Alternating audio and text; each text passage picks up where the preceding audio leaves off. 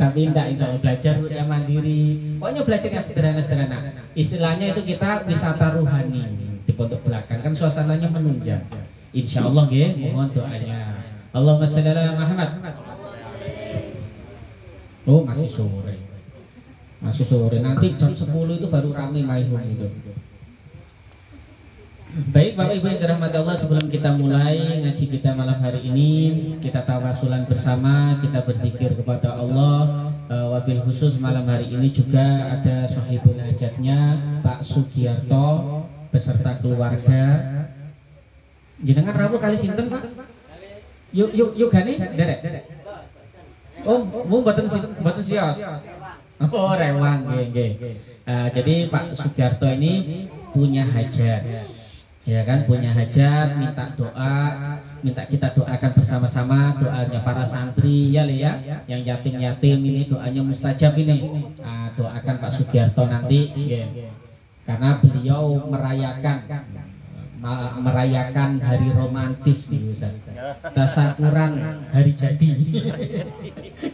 Masa organisasi tok enek hari jadi nih. Pak Sugiarto ini merayakan hari cinta kasih sayang. Oh, bukan Valentine, enggak keren Valentine. Ini hari kasih sayang dengan istri beliau. Apalagi beliau nanti Agustus mau berangkat umroh. Nah, jadi kita doakan sama-sama. Mudah-mudahan Pak Sugiarto dan istri dan ibu mudah-mudahan diberi kesehatan, kemakmuran rezeki, ya kan, sehat jasmani rohaninya, ya, menjadi keluarga yang sakinah, mawadah, warohmah, wasalamah fit dunia wal akhirah. Jadi romantis di dunia, nanti ketemu lagi di surga. Nah, nanti ibu jangan heran Bu kalau di surga pangling sama bapak. Loh, mosok toh Pak sampeyan iki Pak. Ambiyen wis peot ngono. Biyen wis melaku gemeteran ngono. Kok saiki koyo Nabi Yusuf, Masya Allah. Kan gitu. Bapak iki pangling kali ibu. Mosok Bu iki sampeyan biyen Bu. Oh, ibu ini ternyata sekarang sudah jadi raja dan ratunya bidadari di surga. Ayo kita santri-santri, kita tata hati kita, pikiran kita niatkan memohon ridho kepada Allah dengan khusyuk, tawaduk dan tadoruk. Jadi nanti setelah kita tawasulan Al-Fatihah, saya akan membaca wirdus syakron. Karena kita sudah ada sebulanan kita tidak membuat benteng. Ya, wirdus syakron. Kalau ada jamaah yang baru datang, kami ingatkan sedikit. Jadi wirdus syakron ini tidak panjang, cuma 1 lembar. Itu nanti saya akan baca pelan-pelan. Bapak Ibu umi-umi saja di mulut ngikuti sebisa mungkin. Nanti kita akan 2 kali angkat tangan, jari telunjuk itu kita putarkan ke kepala kita seperti orang tawaf, mutarnya ke kiri bukan ke kanan, ke kiri searah berlawanan dengan arah jarum jam. Ini tujuannya apa? Wirdus syakron ini adalah benteng pertahanan zahir batin. Terutama ibu-ibu nanti, bapak-bapak yang ingin melindungi keluarga atau anak yang jauh di seberang sana lagi menuntut ilmu atau bekerja, melindungi kebun yang sering diunduh orang punya sawit tapi sengunduh wong gitu kan, atau punya apapun yang ingin dijaga dan dilindungi, nanti sambil berputar sambil baca sur gitu, itu bayangkan apa yang ingin dilindungi. Nah, nanti akan saya akan ceritakan kenapa wirid ini begitu penting, ya? Ayo, sudah siap santri-santri? Kita awali dengan tawassul. A'udzubillahi minasyaitonirrajim. Bismillahirrahmanirrahim. Ila hadratin Nabiyil Mustafa Sayyidina wa Maulana Muhammadin wa alihi wa azwajihi wa auladihi wa dzurriyyatihi wa ali baitihi. Al-Fatihah. A'udzu billahi minasyaitonir rajim. Bismillahirrahmanirrahim. Alhamdulillahi rabbil alamin. Ar-Rahmanirrahim. Maliki yaumiddin. Iyyaka na'budu wa iyyaka nasta'in. Ihdinas siratal mustaqim. Siratal ladzina an'amta 'alaihim ghairil maghdubi 'alaihim waladdallin. وثم إلى حضرة إخوانه من الأنبياء والمرسلين والأولياء والشهداء والصالحين والصحابة والتابعين والعلماء العاملين والمصنفين المخلصين وجميع الملائكة المقربين خصوصا إلى سيدنا شيخ عبد القادر الجيلاني وكل من تبعه بإحسان ببركة الفاتحة. أعوذ بالله من الشيطان الرجيم. بسم الله الرحمن الرحيم. الحمد لله رب العالمين الرحمن الرحيم مالك يوم الدين إياك نعبد وإياك نستعين اهدنا الصراط المستقيم صراط الذين أنعمت عليهم غير المغضوب عليهم ولا الضالين.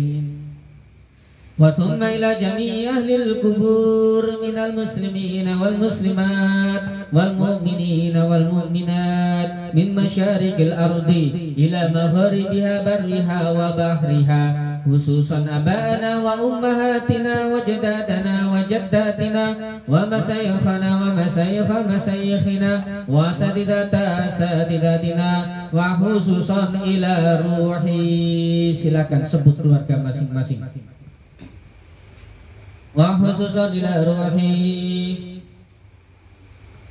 وخصوصا إلى روحي ولمن اجتمعنا هنا بسببه الفاتحة.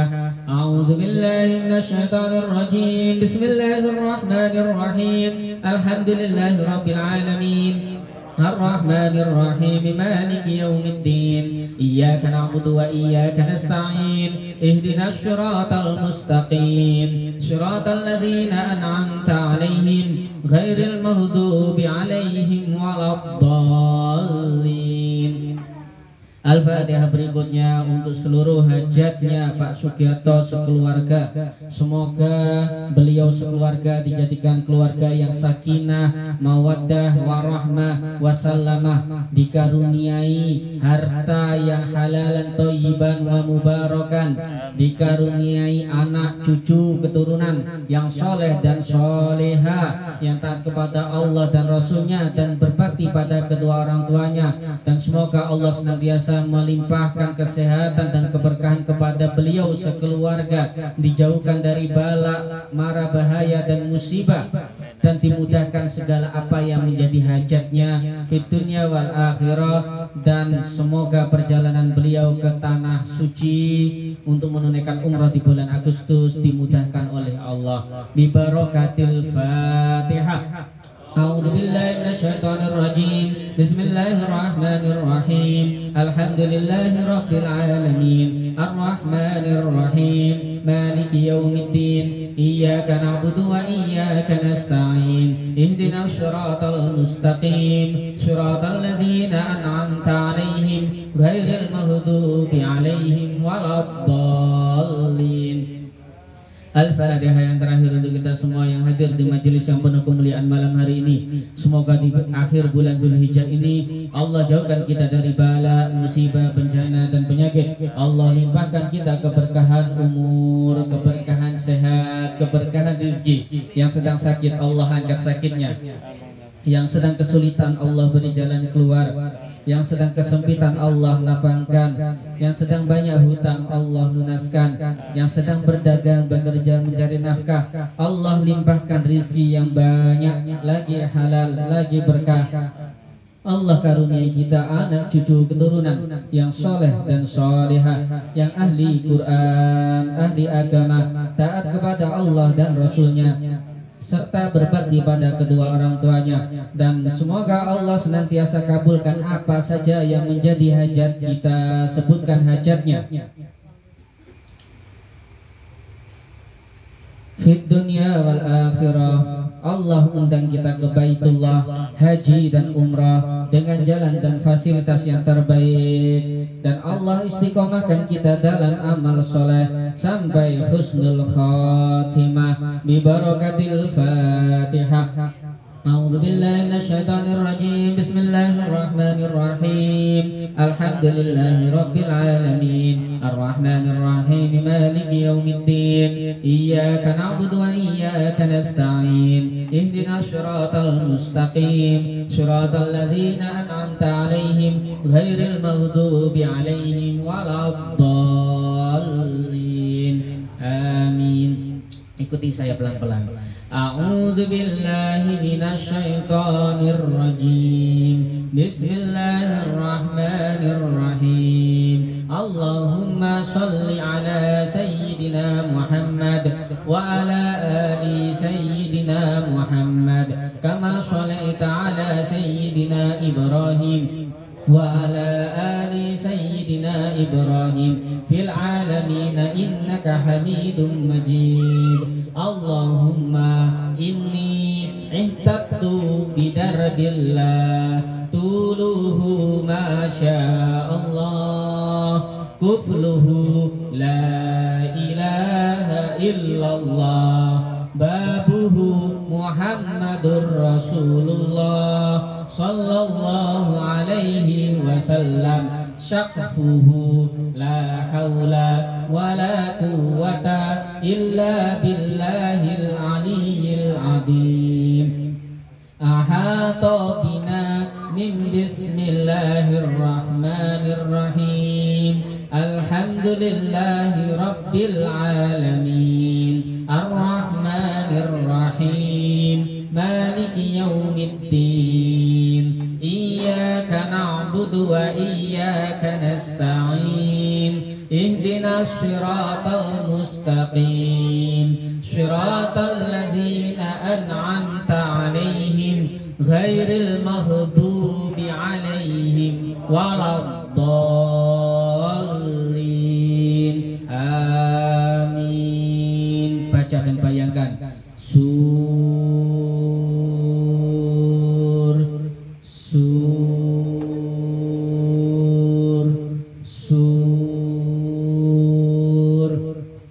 Allahu la ilaha illa huwal hayyul qayyum la ta'khudhuhu sinatun wa la nawm lahu ma fis samawati wa ma fil ard man dhal ladzi yashfa'u indahu illa bi idhnihi ya'lamu ma baina aydihim wa ma khalfahum ولا يحيطون بشيء من علمه إلا بما شاء وسع كرسيه السماوات والأرض ولا يؤوده حفظهما وهو العلي العظيم بنا استدرت كما استدرت الملائكة بمدينة الرسول بلا حندك ولا سور من كل قدر مقدور وحذر محذور ومن جميع السرور تترسنا بالله تترسنا بالله تترسنا بالله من عدونا وعدو الله من ساق عرش الله إلى قاء أرض الله بمئة ألف ألف ألف لا حول ولا قوة إلا بالله العلي العظيم عزيمته لا تنشق بمئة ألف ألف ألف لا حول ولا قوة إلا بالله العلي العظيم صنعته لا تنقطع بمئة ألف ألف ألف لا حول ولا قوة إلا بالله العلي العظيم اللهم إن أحد أرادني بسوء من الجن والإنس والوحوش من بشر أو شيطان أو سلطان أو وسوس فاردد نظرهم في انتكاس وقلوبهم في وسواس وأيديهم في إفلاس وأوبكهم من الرجل إلى الرأس لا في شهل يجدع ولا في جبل يطلع بمئة ألف ألف ألف La haula wa la quwwata illa billahil aliyyil azim. Wa sallallahu ala sayyidina Muhammadin wa ala alihi wa sahbihi wa barak wa sallam. Walhamdulillahi rabbil alamin. Alhamdulillah. Jadi ceritanya berapa bulan yang lalu ada orang bertamu di pondok ini malam-malam Ustaz. Ya, dia karyawannya salah satu kafe besar di Bani. Bukan kafe remang-remang, kafe biasa nongkrong anak muda. Ya kan? Dia cerita mulai duit sering hilang, lalu kemudian karyawannya itu nengok api tapi melayang di atap. Nah, kalau kata orang Sintang ini Banaspati. Ya, betul namanya Banaspati. Iya kan? Nah, itulah pokoknya gitu kan. Nah, akhirnya panik. Karyawannya takut, maka datang ke sini. Malam Jumat jam 12 malam, bayangin itu. Saya ngantuk-ngantuk gitu kan. Akhirnya datang ke sini. Semua karyawannya yang melihat, karena kalau dalam ilmu ru'yah itu Bu, kalau orang bisa lihat barang-barang begitu itu perlu ya berarti dia yang diserang, dia yang sakit. Jadi semua karyawannya itu datang. Lalu kemudian kami bacakan Wirdu Syakron ini sama bosnya, angkat tangan. Malam dibaca malam Jumat, besok paginya langsung, tidak pakai nunggu sehari lagi Ustaz. Besok paginya jebol semua, ketahuan semua karyawannya, kasus-kasus yang jahat-jahat itu muncul semua itu, bangkai-bangkai dia keluar semua itu. Jadi ketahuan akhirnya langsung direformasi itu, kepengurusan kafenya itu pantes bangkrut gitu. Gitu. Ini gimana akhirnya yang sampai karyawan yang ndak nakal cuma suka ngutil duit itu pun kebongkar semua. Gitu kan. Nah, kenapa? Karena kita dapat pertolongan dari Allah dengan cara yang instan. Makanya ini wirid perlindungan memang. Terus kemarin kira-kira sebulan yang lalu kami malam Jumat baca Rotibul Hajat dan Wirdu Syakron di Majelis Rasulullah, ya kan? Sama Ustadz Sony. Pulang malam Jumat itu walaupun firasat buatan enak Ustadz. Jadi pada saat sudah tidak enak itu. Pas jam 12 malam, kalau Umi mah asik tidur gitu. Ya kan? Nah, Umi itu asik tidur. Ya kan? Maklum malam Jumat itu menikmati suasana. Tapi saya tidak bisa tidur, Pak. Gimana bisa tidur? Itu ada makhluk 2 meter, itu di depan pintu pondok belakang. Makhluk 2 meter, bayangkan tingginya itu. Itu ngintip, apa ngintip Ustaz? Kok ngintip sih? Apa? Nengok lah pokoknya di jendela itu. Nah, mengintai ya kan. Terlalu formal bahasa ngintip, banyak akeh wong Jawa nih ngintip pokoknya. Ya kan, ngintip di jendela. Bayangkan, ya Umi tidur, mau tak bangunin malah takut, malah panik gitu kan. Terus saya diam aja. Nah, uniknya, jadi makhluk ini dengan izin Allah tidak bisa masuk ke pondok, gitu. Nah, itulah wasilah, salah satu wasilah kita punya pagar. Namanya tanaman ya harus dikasih pagar Bu. Namanya rumah ya kasih dinding. Kalau tidak gitu tidak ada pertahanannya. Jadi Bapak Ibu bisa mengamalkan ini walaupun belum diijazahkan, ya kan? Tapi boleh diamalkan. Nah, lebih afdal kalau diijazahkan. Jadi wirid itu lebih afdal kalau dapat ijazah dari gurunya langsung. Nah, nanti insya Allah kapan-kapan akan kami ijazahkan Wirdu Syakron ini, gitu kan? Karena agak panjang kalau ijazah nanti harus riyadhah. Katanya kemarin Kiai Haji Anaim kemarin yang ikut ke mana? Nobel, ya kan? Salah satu syarat supaya ijazah itu bisa menembus langit, amalannya bisa punya kekuatan powerful gitu, itu syaratnya harus diposoni. Harus kita puasa dulu sebelum dapat ijazah dari seorang guru. Nah gitu.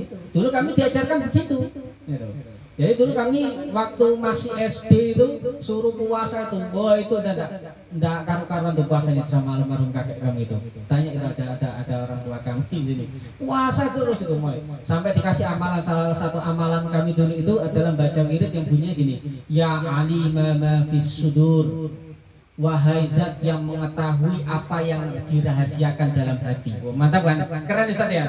Artinya kan keren ya? Ya alimah ma fi sudur, wahai Allah, wahai zat yang mengetahui apa yang rahasia dalam hati. Bayangkan, dalam hati saja udah tidak kelihatan, apalagi yang dirahasiakan hati, makin tidak kelihatan itu.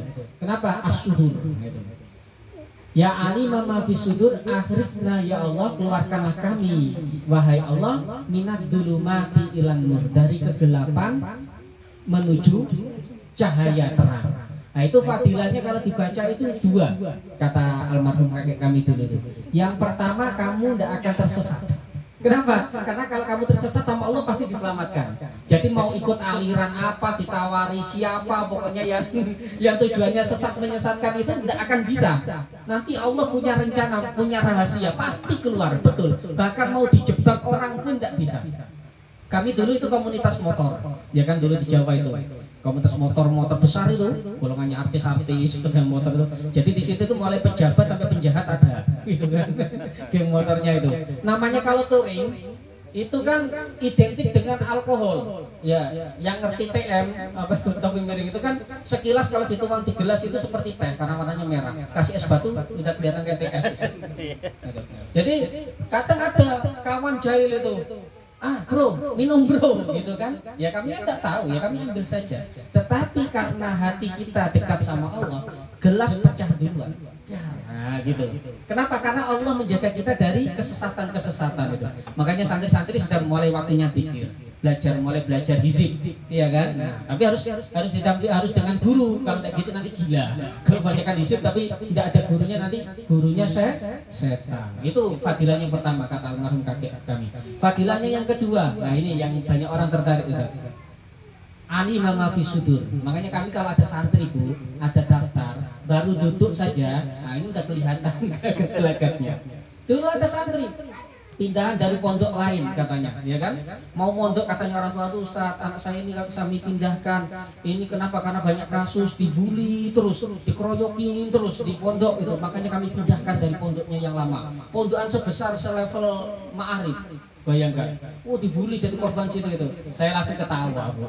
Ketawa, lu Pak Ustaz ketawa, Pak, anak bapak bohong. Kaget, yang benar Pak Ustaz, anak saya jujur ini gitu kan, sudah saya selidikin. Enggak Pak, anak bapak ini bohong. Anak bapak ini ngarang-ngarang cerita supaya sama bapak dikeluarkan dari pondok. Kenapa? Karena tujuannya dia tidak mau mondok. Saya sidang anaknya Ustaz, ngaku betul ternyata semua ceritanya bohong. Makanya alhamdulillah dengan izin Allah, kami lihat anak-anak kita ini santri-santri ini sudah kelihatan ya 10 tahun ke depan ini siapa yang cikal bakal jadi apa, tidak kelihatan. Kenapa? Alimah ma fis sudur. Itu ilmunya Allah.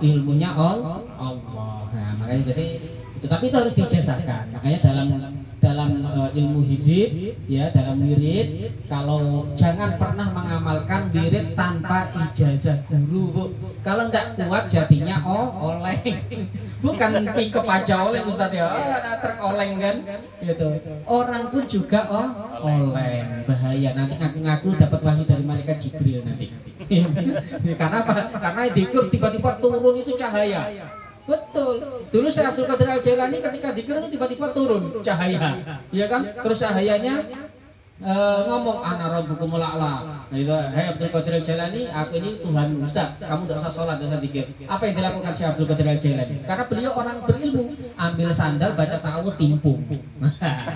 Kalau orang sekarang enggak, malaikat turun. Jangan dikatakan gitu kan. Nah ini pentingnya kita ngaji ilmu. Makanya di Darul Aulia itu kalau ngaji diselang-seling. Masya Allah, marhaban, ahlan wa sahlan. Silakan. Merapat depan sini tidak apa-apa. Depan sini kosong. Nah sini deh, anak soleh ini, calon hafidz Quran ini. Masya Allah, sini. Loh, jangan belakang. Ini masuk luas nih. Boleh ya. Monggo. Allahumma sholli ala Muhammad. Jadi kalau di Darul Aulia itu ngajinya selang-seling. Malam minggu satu ngaji fikih, malam minggu kedua ngaji hikam, gitu kan, ngaji tasawuf. Karena di Sintang ini ada Bu kelompok-kelompok tasawuf, ngajari murid-muridnya jadi wali, tapi gak sholat subuh, kan? Sholat subuhnya di Mekah, Padahal sini sama Mekah selisih 6 jam, ya kan? Nah, ada lagi pokoknya wis macam-macam lah. Itu tidak boleh, itu sesat. Makanya di Darul Aulia itu ngajinya harus imbang. Ngaji fikih ya, supaya ilmu kita ada. Kita tahu ini halal haram, ini subhat makruh sunnah kita tahu. Tapi kita juga harus ngaji tasawuf.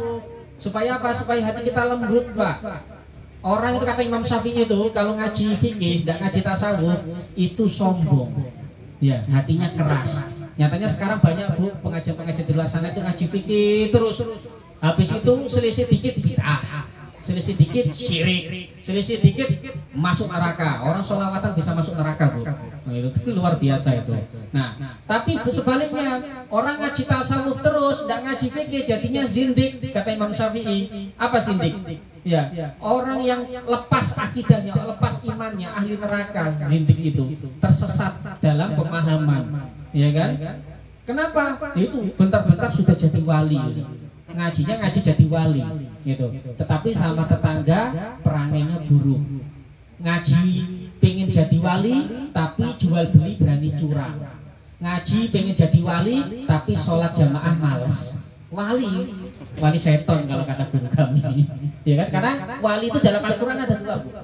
Pertama waliullah, walinya Allah, kekasihnya Allah. Yang kedua adalah waliyus syaiton, kekasihnya setan. Nah, makanya ibu-ibu ngaji supaya baca ta'awudz tidak keliru, Bu. Baca ta'awudz yang benar itu a'udzubillahi minasyaitonirrajim. Mantap. Ya Allah, aku berlindung kepadamu dari godaan setan yang terkutuk. Nah, mantap. Karena tidak ngaji jadinya salah. A'udzubillahi minasyaitonirrajim. Aku berlindung kepadamu ya Allah dari godaan setan yang tersayang. Pantas turun karo setan, gitu kan? Nah itu pentingnya ngaji, ya kan? Besok Ramadan juga gitu, ya kan? Wa qalban khoshian. Ya Allah jadikan hati kami yang khusyuk. Jangan baca wakal ban khoshian. Jadikan anjing kami khusyuk. Karena selisih kolban dan kalban. Nah itu sering kita ulang supaya menjadi motivasi ibu untuk senantiasa ngaji. Allahumma sholli ala Muhammad. Sudah ngantuk, Bu? Oh belum, berarti yang nanti tengah malam ini. Tidak apa-apa. Besok itu jadi saksinya, ya Pak? Jadi saksi di depan Allah nanti, ya kan? Bahwasanya kita ini berusaha untuk menjadi orang yang soleh, menjadi orang yang baik. Ini tenang, makan-makan sepuasnya nanti. Edisi spesial. Ngantuk santri, ngantuk Cak? Bagus.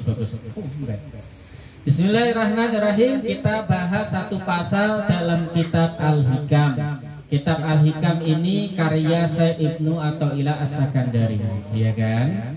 Nah, beliau ini, ya kan? Membuat kitab hikam ini artinya hikmah-hikmah kehidupan. Kenapa? Berdasarkan pengalaman hidup beliau. Di pasal ketiga, kita sudah sampai pada pasal ketiga. Qala musannif, berkata Syekh Ibnu Athaillah ini, arih nafsaka minat tadbiri fama qama bihi ghairuka anka la takun bihi li nafsik. Ini Bu, kalimat seolah-olah sederhana, tapi kalau kita renungi hakikatnya itu dalam betul. Arih, ya, istirahatlah kalian, nafsaka, diri kalian. Maksudnya itu lepaskan, istirahatkanlah diri kalian. Minat tadbiri, dari perkara-perkara tadbir. Mana tadbir? Tadbir itu adalah ngatur-ngatur urusannya Gusti Allah. Ya. Ngatur-ngatur urusannya Gusti Allah. Oh, enggak Ustaz, saya enggak ngatur. Nanti kita buktikan secara ilmiah. Kita hidup ini Allah yang ngatur kita atau kita yang ngatur Gusti Allah. Nanti kita buktikan. Fama koma, maka apa-apa bihi, ya kan? Dengannya ghairuka, yang selain kamu, maksudnya Allah, maka apa-apa yang telah ditetapkan Allah angka untuk kamu, angka ini pasti untuk kamu, maknanya begitu. La takun bihi li nafsik, ya. Janganlah engkau mengurusinya, janganlah kamu ikut campur dalam urusannya. Maknanya apa? Makna bebasnya begini.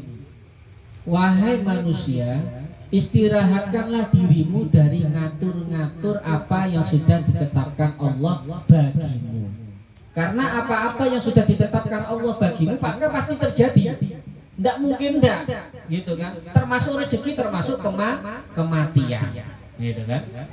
Nah, kalau kamu ikut-ikut ngatur, maka akan capek. Makanya nasihat saya atau ilasakan dari ini adalah arif nafsaka, istirahatkanlah dirimu supaya tidak ngatur-ngatur Allah.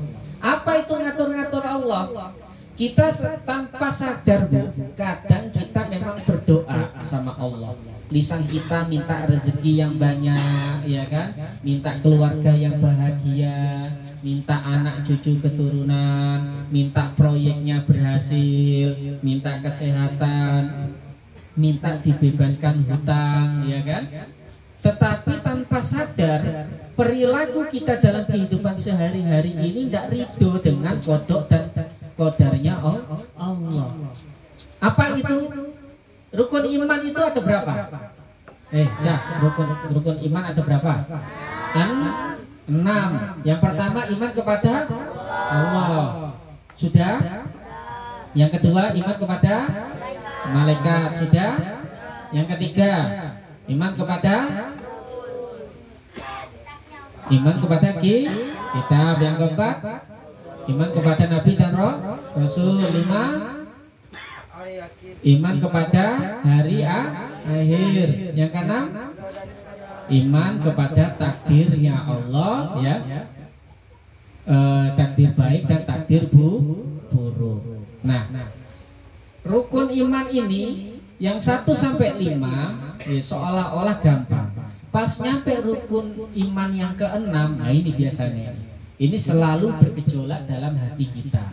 Kita baru dikasih ujian kehilangan harta benda sedikit saja, senggeremenge nganti awan bengi, iya kan? Gremeng, ya Allah, aku itu sholat duha, boleh duit kok soro nemen. Ya.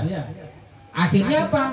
Akhirnya sholat duhanya bukan karena ridhonya Allah, tetapi golek dunya. Ya Allah, udah sholat tahajud, ngantuk, nganti delosor, tiba-tiba utangi tak lunas. Berarti sholat tahajudnya masih mengharapkan dunya. Nah itu kan? Ya tentu kalau dalam fikih, ya kita sholat duha supaya kaya boleh, malah dianjurkan, iya kan? Sholat tahajud biar hajatnya cepat dikabulkan, harus, gitu kan? Ada orang protes, ada sih itu salah satu aktivis tasawuf, itu kan, protes ke kami. Ustaz, itu orang-orang itu ada gerakan sholat tahajud biar hajatnya cepat dikabulkan, ya kan? Biar sholat duha 12 rakaat biar rezekinya lancar. Sholat opo sholat apa itu? Sholat kok mengharapkan makhluk, gitu kan? Ya karena saya ini bidangnya fikih, ya tak jawab gampang. Bagus Ustaz, daripada ke dukun.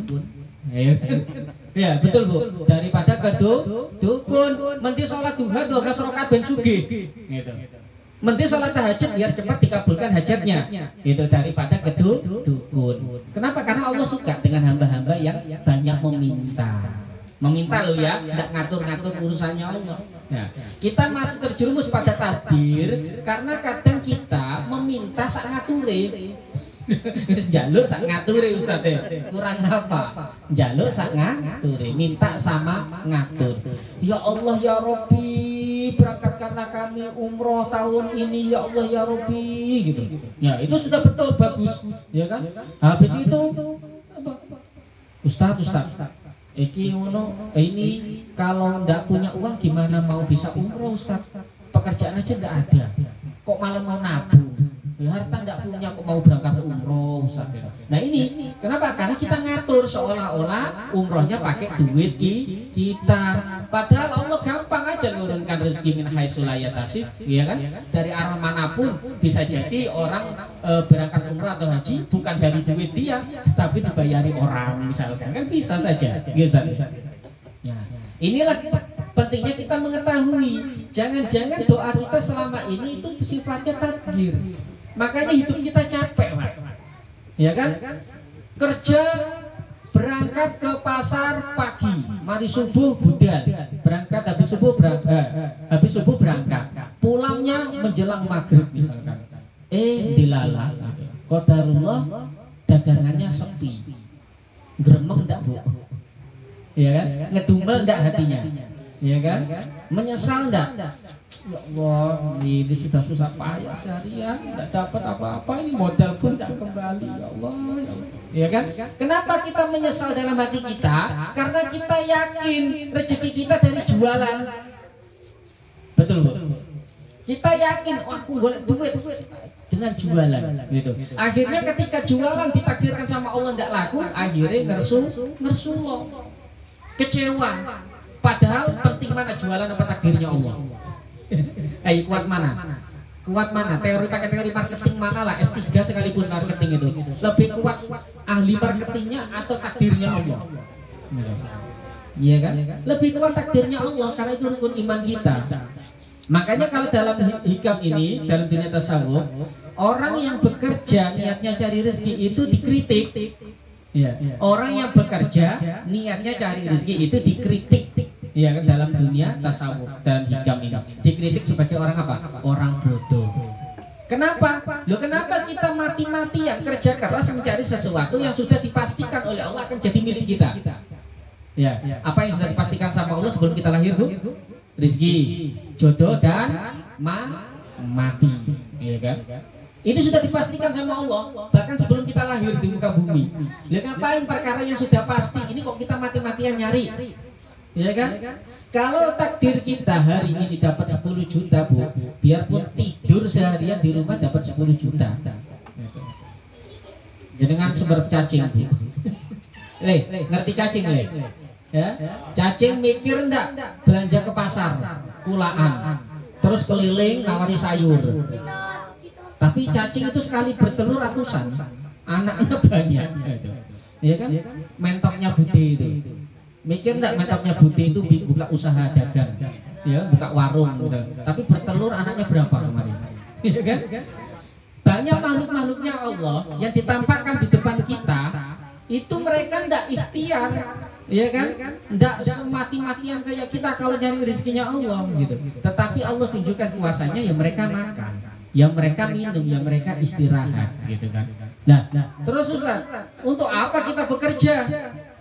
Untuk apa kita bekerja, Le?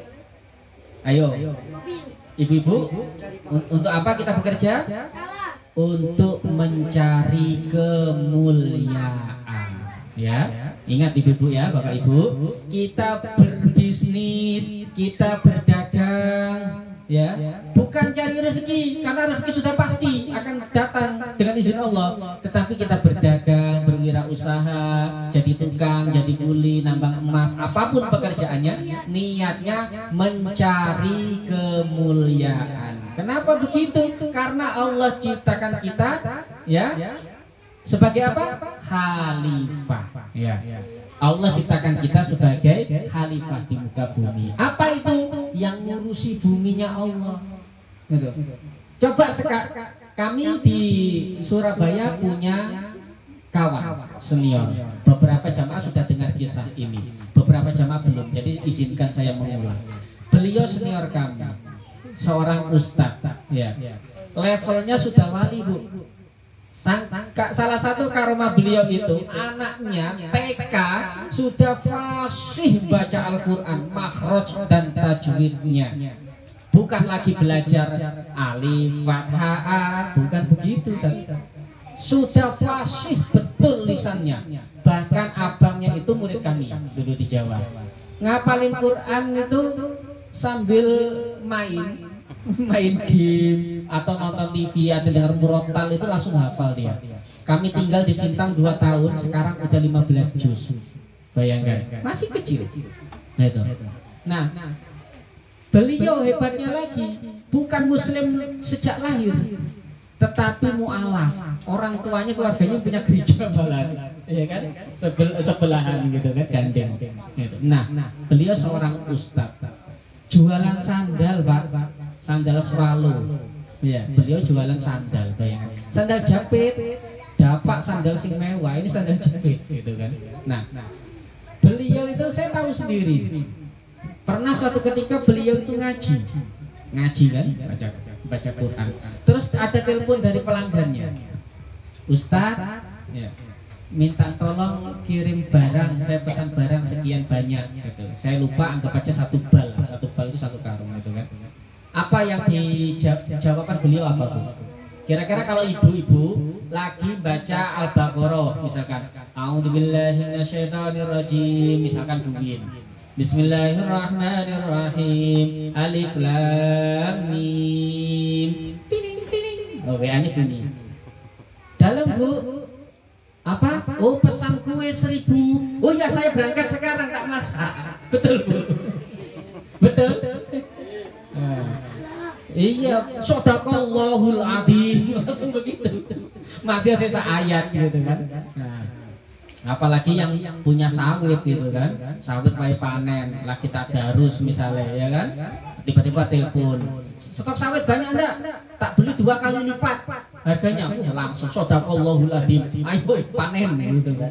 Tapi beliau enggak Bu, beliau lagi ngaji, ditelepon ya dapat jualan yang jutaan. Jawaban beliau cuma gini, Bu, mohon maaf saya lagi ngaos, saya lagi ngaji.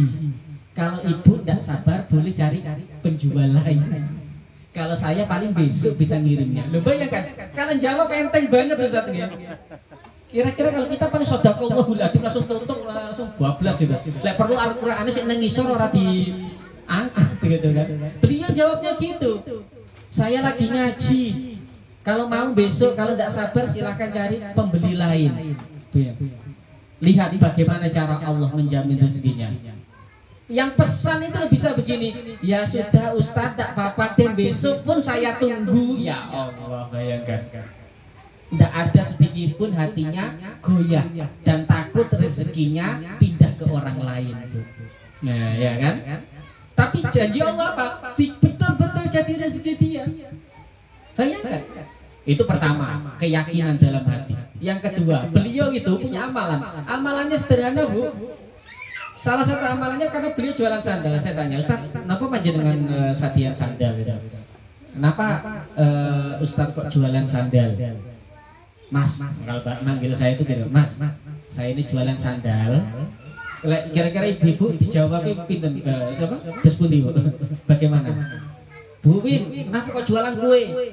Oh gampang Ustaz, masake kulae murah, dodole larang. Ya kan? Nah ini kawan kami ini enggak, Mas, saya itu jualan sandal biar umatnya Kanjeng Nabi kakinya enggak kotor. Allahumma sholli ala. Gimana? Masuk enggak? Ya kan? Ini alasannya jualan itu loh, bukan golek babi Bu. Supaya kakinya umat Nabi Muhammad enggak kotor. Makanya beliau kalau keliling ya kan, ada masjid tengok, oh kamar mandinya enggak ada sandal, di drop sandal. 1 atau 2 pasang di drop, pindah lagi. Bayangkan, amalan-amalan simple tapi menjadikan beliau itu mulia. Keturunannya pun mulia. Kenapa? Karena amalnya itu bukan untuk mencari harta dunia, tetapi untuk mencari kemuliaan, untuk mencari ibadah. Nah coba misalkan mulai malam ini sampai besok Bu Win ganti niat. Bu Win, kenapa jualan kue? Oh Ustaz, saya jualan kue ini biar perutnya umatnya Kanjeng Nabi ini kenyang terus. Loh enak kan Bu? Ya, majelis-majelis taklim ini kebagian kue saya, dimakan jadi energinya dibuat ke ngaji. Loh enak enggak Bu? Enak, siapa tahu nanti jadi wali gitu kan ya. Itu duit bonus, perkara sudah dipastikan sama Allah kok. Rezeki itu tidak mungkin salah alamat, tidak mungkin salah timbangannya.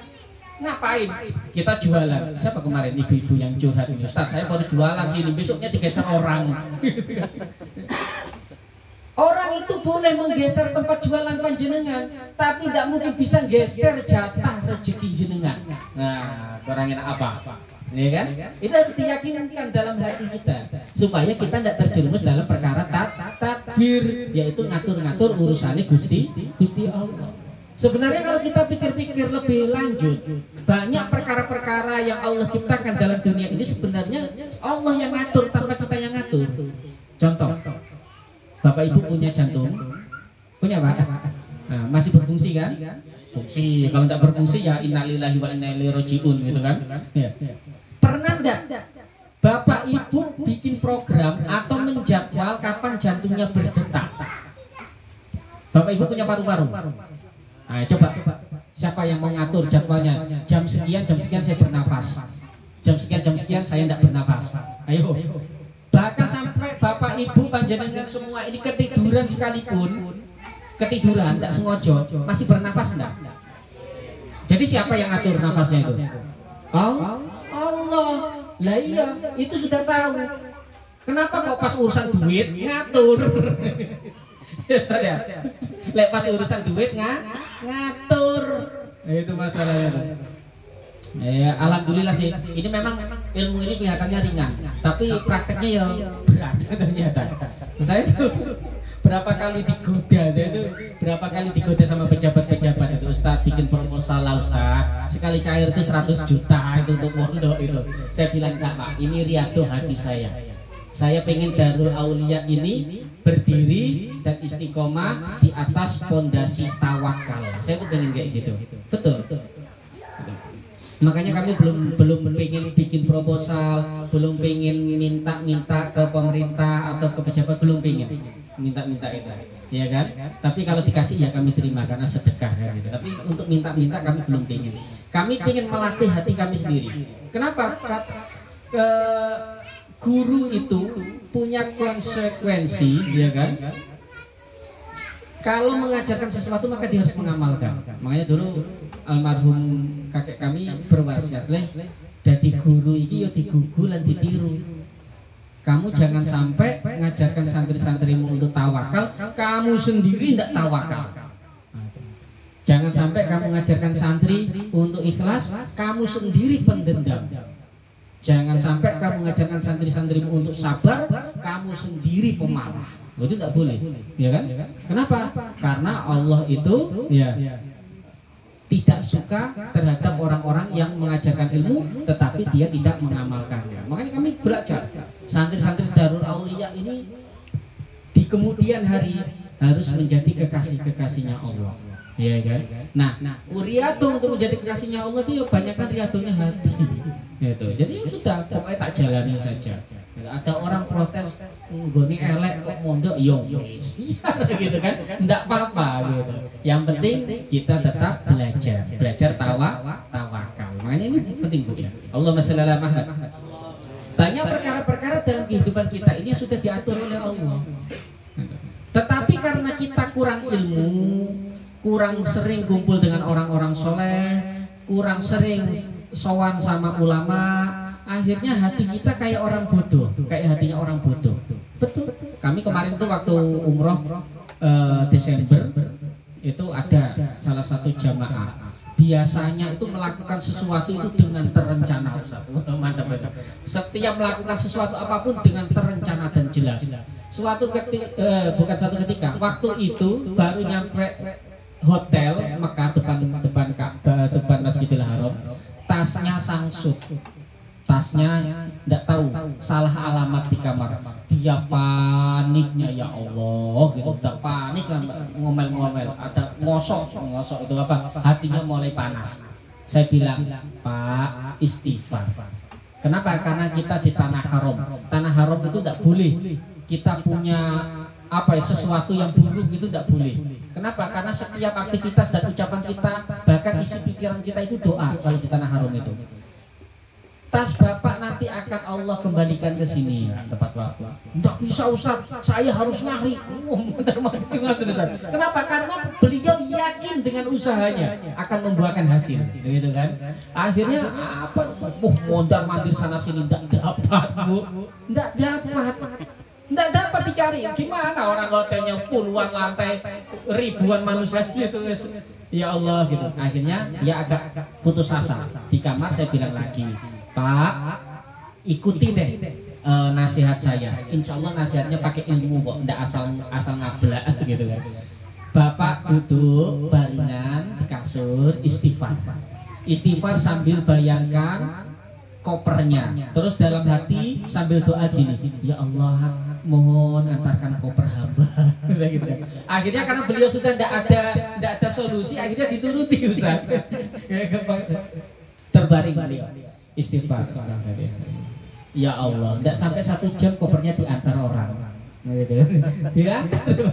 Orangnya mesam gitu kan. Betul kan Pak? Oh iya betul Ustaz ternyata ya. Nah, itulah pentingnya kita nggak usah ngatur-ngatur urusan Allah. Kalau Bapak Ibu punya hajat, minta hajatnya yang banyak. Mau minta kebun 10 hektar enggak apa-apa buat kuburan sendiri misalkan. Ya 10 hektar buat kuburan sendiri. Kayak apa itu Pak Geri? Itu kan minta sapi 100 ekor, kambing 1000 ekor, ya kan, umroh tiap bulan, haji tiap tahun, minta hajat apapun yang banyak sama Allah, enggak apa-apa, Allah senang.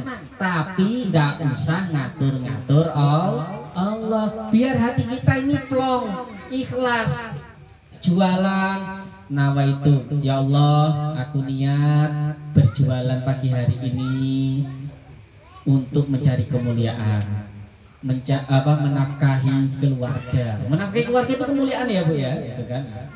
Ya Allah, aku niat noreh karet hari ini untuk ngatur buminya panjenengan, gitu kan. Untuk ngerawat buminya panjenengan.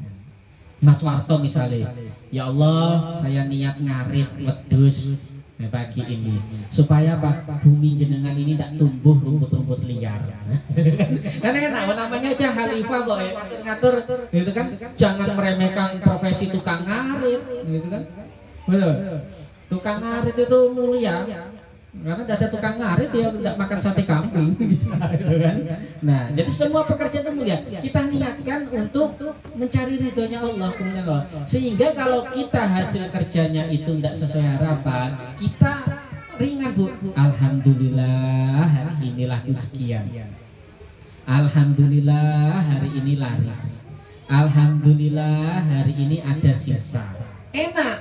Kenapa? Karena kita tidak ngatur urusannya Allah. Kita hanya bermunajat kepada Allah. Ya Allah, datangkan pembeli-pembeli baik, pembeli-pembeli soleh, soleha. Saya itu senang kalau di jalan ketemu Mbak Ana ini. Mana Mbak Ana? Tidak kelihatan? Oh ya Allah, paling depan ini sudah. Kenapa ini Pak auranya tidak nampak ini? Ada apa gerangan ini? Tertutupi ya, terhijau. Saya itu senang kalau lewat Mbak Ana itu. Saya kadang naik pickup itu, salipan sama Mbak Ana jualan sayur sambil sholawatan. Masih ditutupi masker, aku kerumuh oleh Mbak Ana sambil sholawatan. Senang gitu kan. Wah ini loh jualan tuh kayak gitu kan. Nah, misalkan siapa Ma'abid urut sambil sholawatan kan enak kan. Siapa tahu jadi rupiah itu. Sekali-kali coba Ma'abid nanti belajar ngerupiah itu, ngurutnya itu sambil di rupiah yang diurut tuh. Siapa tahu pas diurut jinnya pada metu, jinnya pada keluar. Nah, itulah Bapak Ibu yang dirahmati Allah. Ya, pentingnya kita belajar supaya hati kita itu tidak terjerumus pada perkara takdir, yaitu ngatur-ngatur urusannya Allah. Rezeki itu sudah urusannya Allah. Kematian sudah urusannya Allah. Kita tidak usah sibuk untuk mencari dunia mati-matian. Dunianya belum dapat sudah mati duluan. Ya. Ada atau banyak Bu? Banyak. Selama hidup bisa-bisa bangun rumah miliaran, ya kan? Rumah itu dulu disetrip wis innalillahi wa inna ilaihi raji'un. Siapa terus yang menghuni rumahnya, Bu? Ya kan? Makanya kalau jadi manusia kedonyan, ya, sekalian kedonyan ini sampai akhirat. Gitu loh maksudnya.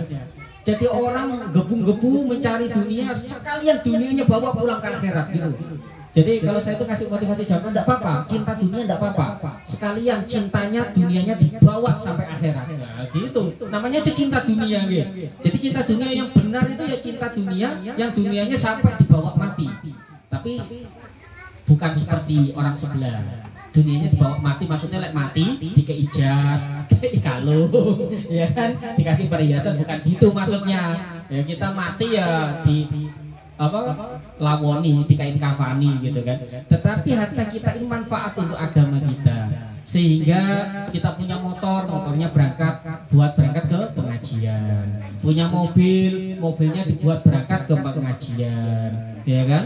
Punya uang, uangnya buat infak di masjid, buat infak di pesantren. Punya anak, anaknya untuk syiar Islam. Punya istri, diajak ke pengajian. Punya suami, diajak ke pengajian. Itu namanya cinta dunia yang akan dibawa sampai mati, gitu. Nah, kalau kita sudah niatkan hati kita seperti itu, insya Allah Allah akan bimbing hati kita, Bu, jauh dari perkara-perkara takdir. Apa takdir tadi artinya? Ngatur-ngatur urusannya Gusti Allah, ya. Jadi kalau punya hajat minta saja, Bu, sama Allah. Kami itu banyak sering ketemu guru-guru yang levelnya itu wali, makomnya wali. Itu ya lucu, dibilang lucu ya lucu, aneh ya aneh. Ini wali loh, Pak. Doanya itu panjang. Saya itu pernah soalnya kan ketemu orang salah satu ulama, beliau memang makomnya wali, kan biasa lah sholat sunnah bareng gitu kan. Habis itu kuping doanya apa sih gitu kan. Ya doanya panjang. Ya Allah, gini ini punya uang 100 triliun enak ya. Nanti 100 triliun ini tak belikan ini buat ini buat ini buat ini. Panjang gitu. Ngayal ini kayak ngayal gitu kan. Habis doa tak tanyain. Ya gitu kan. Doa sebanyak itu nanti dikabulkan enggak ya? Apa jawabannya? Enggak. Loh bayangkan gitu kan? Loh betul. Jadi ya doa sebanyak itu nanti pengen dikabulkan semua enggak? Enggak. Dan katanya gini, ya Le, enggak akan dikabulkan sama Allah. Malah gitu orang walinya tadi itu bilangnya itu. Nah terus kenapa ya kok doa panjang gitu? Apa jawabannya? Enggak apa-apa Le. Aku cuma pengen aja ngobrol sama Allah. Ya. Bayangkan beda ya kualitas kalimat yang keluar dari lisannya seorang wali dengan lisan kita. Buin, kenapa doanya panjang? Bintang dikabul Pak Ustaz. Ya kan? Nah, ini bayangkan seorang wali tanya, kenapa doanya panjang sekali ya? Enggak apa-apa, pengen ngobrol aja sama Allah. Masya Allah, enak ya. Jadi beliau tuh doa tahu doanya tidak akan dikabulkan, Bu, gitu. Kenapa? Karena kalau dikabulkan juga mudorot kan gitu. Tapi karena pengen bercakap-cakap sama Allah, ya kan? Seperti Nabi Musa yang mendapatkan gelar kalimullah, gitu kan? Orang manusia bercakap-cakap sama Allah. Akhirnya kalau doa pun panjang, wes panjang aneh nyeleneh lagi, ya kan? Gitu. Beliau tahu secara ilmu tidak akan dikabulkan sama Allah, gitu. Tetapi senang, gitu. Meminta sama Allah. Namanya hamba yang meminta. Namanya anak buah mintanya ke bos. Ya, anak mintanya ke orang tua, gitu kan. Hamba mintanya kepada Sang Khalik. Gitu. Jadi minta saja sama Allah yang banyak. Ya, itu lebih mulia daripada kita minta-minta ke manusia. Gitu. Kata almarhumnya Ibu Sairon itu, kalau pakai bahasa Jawa nih, tapi saya langsung. Kalau ada santri merintis pondok atau merintis dakwah, ya kan? Kemudian mengharap dan minta bantuan manusia, mati wae. Bagus mati saja gitu kan. Kenapa? Santri diajarkan untuk tawakal, mintanya sama Allah. Kami dulu ingat tuh awal-awal di Sintang itu buka majelis itu, kami itu diprotesin orang-orang. Ustaz, sowan sana lah. Itu beliau itu tokoh punya masa. Nanti kalau pas pengajian nanti akan datang orang gini. Wajah Bu gitu kan.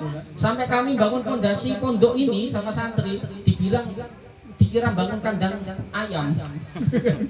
Gitu.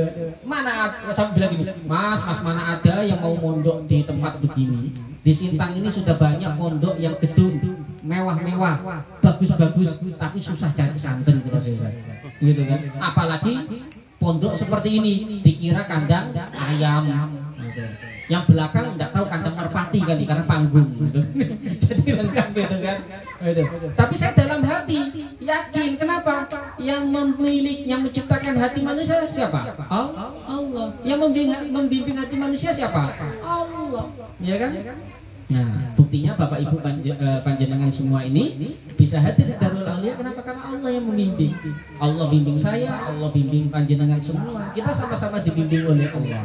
Nah, makanya ini adalah bukti kebesaran Allah bahwasanya kita tidak perlu tadbir, tidak perlu ngatur-ngatur urusan Allah.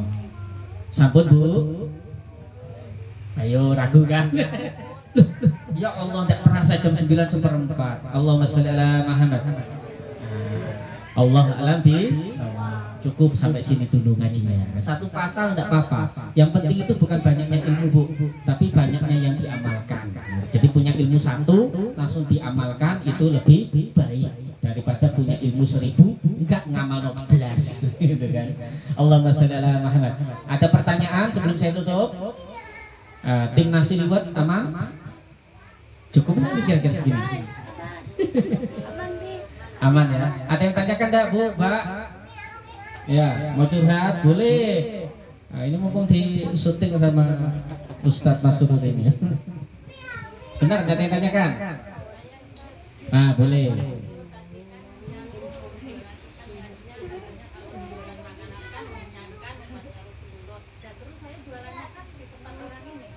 Apa?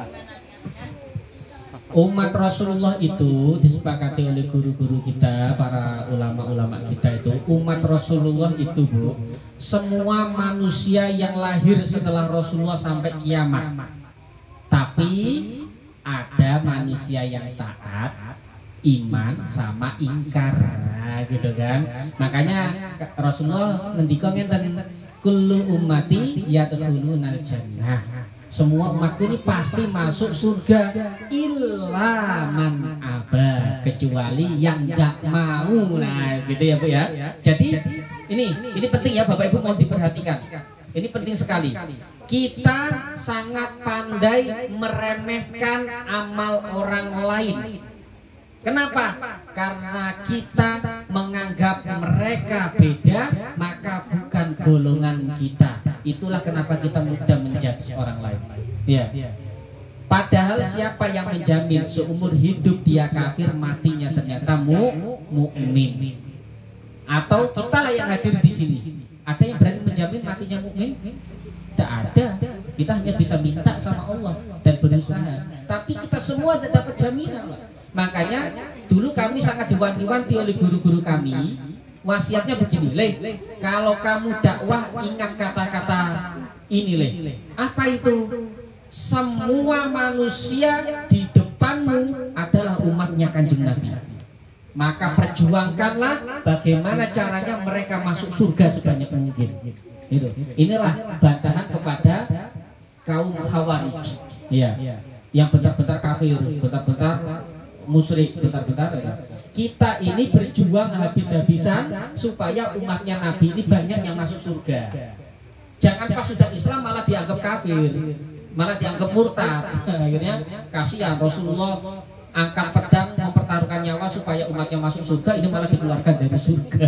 Ya kan, sholawatan jadi ahli neraka. Na'udzubillah min dzalik. Jadi begitu Bu, biarpun jangan jualan kepada tetangga atau kawan kita yang non, tetap itu umat Nabi. Dia masih punya peluang sebelum mati dapat peluang hidayah. Seperti kawan kami yang kami ceritakan tadi itu beliau kan mu'alaf sendiri tuh. Beliau hebatnya. Ini yang bagi Bapak Ibu yang punya keluarga masih non nih, saya kasih amalan. Beliau itu, kawan kami tadi itu, yang wali itu, setiap sholat kirim Al-Fatihah untuk orang tuanya yang masih non. Sama abang-abangnya, kakak-kakaknya, adik-adiknya yang masih non, dikirim Al-Fatihah. Simple, ya Allah, minimal sebelum wafat saja orang tua kami atau saudara-saudara kami, ya kan? Tetapkan iman dalam hatinya. Cuman itu aja.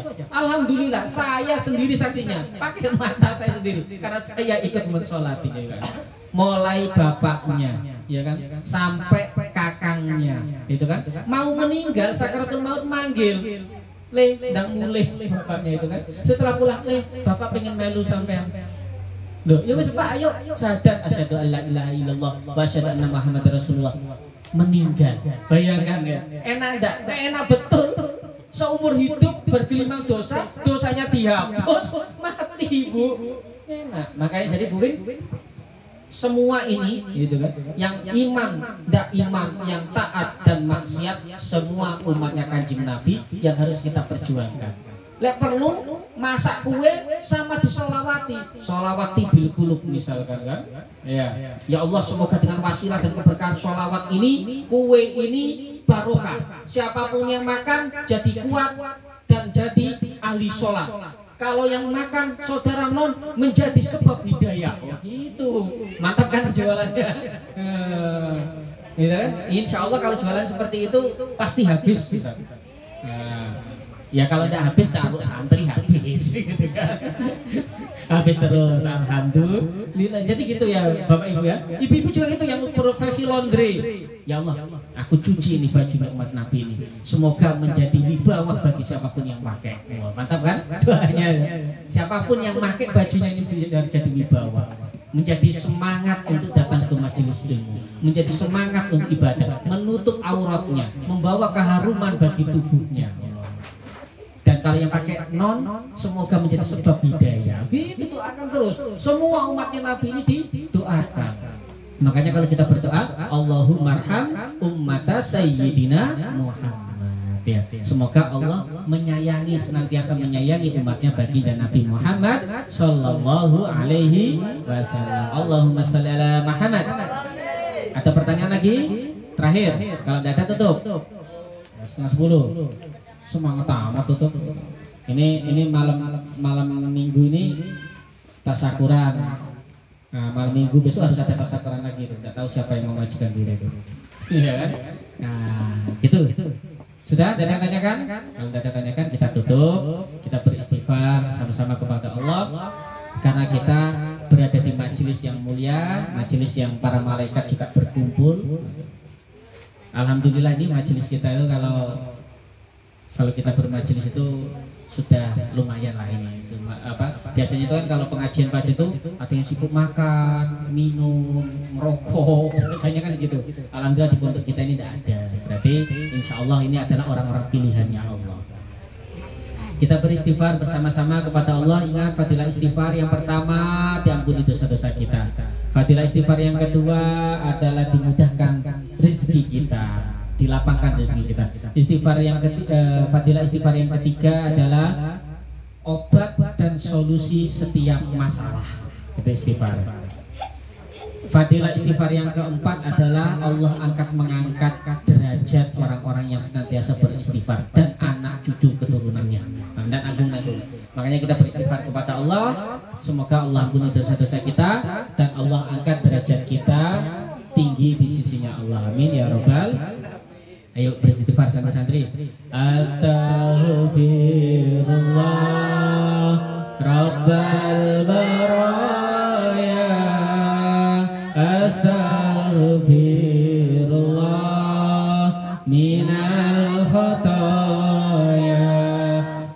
Astaghfirullah Rabbal baraya. Astaghfirullah minal khataya. Astaghfirullah Rabbal baraya. Astaghfirullah minal khataya. Rabbi zidni ilman nafi'an wa wafiqni amalan sholihan. Amin amin ya rabbal alamin. Allahu a'lam bishawab. Bila taufiq wal hidayah wa ridha wal inayah lahu minkum. Wassalamualaikum warahmatullahi wabarakatuh. Silakan sambil disiapkan kita boleh ngobrol-ngobrol santai. Pengumuman ibu-ibu, alhamdulillah insya Allah pondok kita udah setengah jadi di belakang gitu. Besok rencananya mau pasang reng sama seng. Karena santri-santri udah tidur di belakang mulai kemarin itu. Siapa? Tim tidur uji nyali. Katanya tidur malam pertama itu ada bunyi-bunyi yang mencurigakan. Yusuf. Ya Allah. Terus besok hari Ahad pengajian BKMT gimana ini? Mendadak banget sih. Pikapnya tidak muat kalau sebanyak itu.